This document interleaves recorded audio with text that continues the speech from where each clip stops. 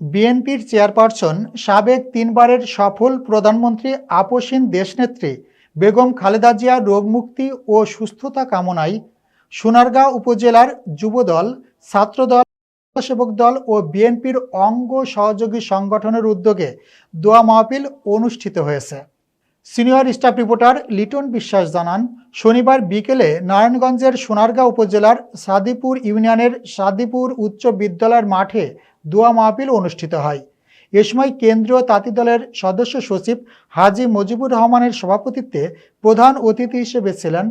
বিএনপির জাতীয় নির্বাহী কমিটির সদস্য ও সোনারগাঁও উপজেলা বিএনপির সভাপতি আজহারুল ইসলাম মান্নান, সোনারগাঁও উপজেলা বিএনপির যুগ্ম সম্পাদক আতাউর রহমান, সাদিপুর ইউনিয়ন বিএনপির সভাপতি কামরুজ্জামান মাসুম ভূঁইয়া, সাদিপুর ইউনিয়ন বিএনপির সাধারণ সম্পাদক আব্দুর রহমান,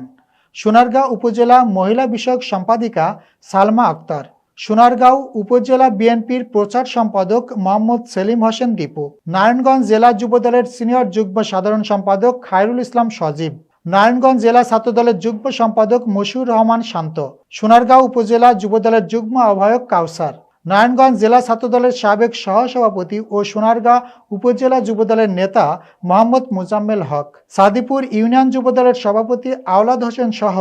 বিএনপির অঙ্গ সহযোগী সংগঠনের নেতাকর্মীরা উপস্থিত ছিলেন।